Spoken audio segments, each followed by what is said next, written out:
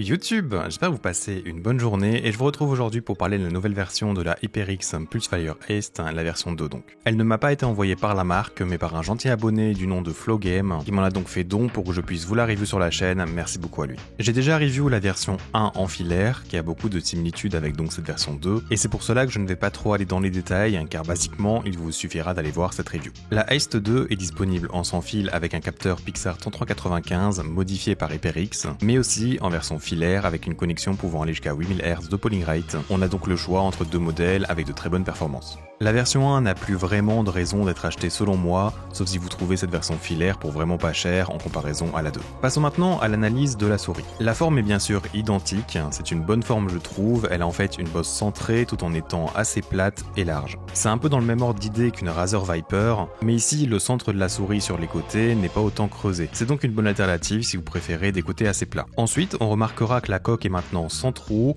et avec cela, la souris arrive à un poids de 61 grammes, ce qui est très correct. Son équilibre semble aussi plutôt bon, elle a bien un ressenti assez léger. Niveau qualité de construction maintenant, elle semble très solide, ce qui est quelque chose qu'on va attendre d'une marque comme HyperX, un nouveau bon point ici donc. Le revêtement est similaire à la première version, c'est-à-dire ce plastique un peu granuleux qui n'adhère pas forcément beaucoup. Et des grips sont toujours fournis avec la souris, ce qui est également quelque chose qui a été amélioré. Je dirais que ceux de la V1 faisaient un peu cheap, en étant assez intrusifs niveau ressenti sur les doigts. Ici c'est genre l'inverse, ils font plus premium et ils sont plus discrets. Je ne les trouve pas forcément exceptionnels comparés à ceux vendus par les marques externes, mais c'est mieux que rien je dirais. La coque au niveau des clics est pareil également, c'est-à-dire qu'ils sont un peu incurvés au centre. Une feature que j'aime vraiment bien, utilisant majoritairement d'une figure type. Les switches semblent être les mêmes également, c'est-à-dire des TCC Gold qui sont assez rares sur d'autres souris. Je pense par contre qu'ils sont passés sur ceux qui ont une durée de vie plus haute, car en fait ils sont plus tactiles, plus lourds et bien plus brillants que ma version filaire. Personnellement c'est donc peut-être l'élément que je vais le moins apprécier sur cette souris, mais c'est une question de préférence surtout. Le bouton DPI est le même que sur la V1 et la molette l'est également, c'est-à-dire qu'elle est assez fine avec du RGB. Niveau encodeur, je ne sais pas s'ils ont changé, mais son défilement est plus cranté, ce que je préfère donc, et ça me fait en fait penser à un bon TTC Gold. Le clic molette est lui assez léger, silencieux et facile à spammer.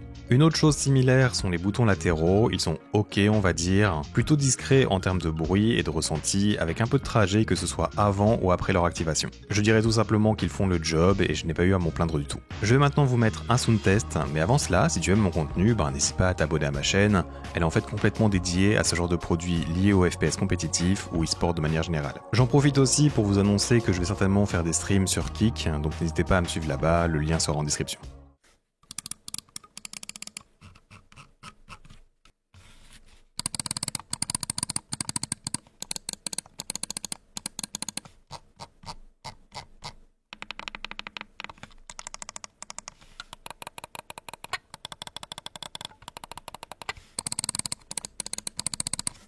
Bien, passons maintenant sous la souris. La première chose qu'on verra, c'est le trou pour stocker le récepteur, ainsi que le fait d'avoir une connectivité Bluetooth de disponible. Ce sont donc deux choses qui peuvent améliorer la qualité de vie de certaines personnes, c'est donc une bonne chose de les avoir ici. Niveau capteur, on en a déjà parlé, mais il s'agit d'un bon 3395 avec la technologie Motion Sync. Et dans le logiciel permettant de régler les éléments liés à ce capteur et les clics, il y a une chose que j'ai bien aimée pour la qualité de vie également. Cette chose, c'est tout simplement le fait de pouvoir choisir à quel pourcentage de batterie le RGB va commencer à clignoter pour vous avertir de la batterie faible. Je ne pense pas l'avoir vu chez d'autres, donc voilà. J'ai été étonné cependant de voir qu'il n'y avait pas de réglage pour le debounce time, j'imagine que c'est pour éviter que les gens mettent une valeur trop basse qui provoquerait des doubles clics sur le long terme. Et finalement pour les patins, on peut constater qu'il y a une amélioration comparée à la V1, qui sont je trouve meilleurs en termes de performance de glisse je vais dire, mais ils chopent encore pas mal le ressenti du tapis et ce ne seront donc pas les plus smooth sur certaines surfaces. Ce n'est pas forcément une nécessité de les changer, là où sur la première version je le conseillais. Aussi, il faut savoir qu'un deuxième set est fourni dans l'emballage.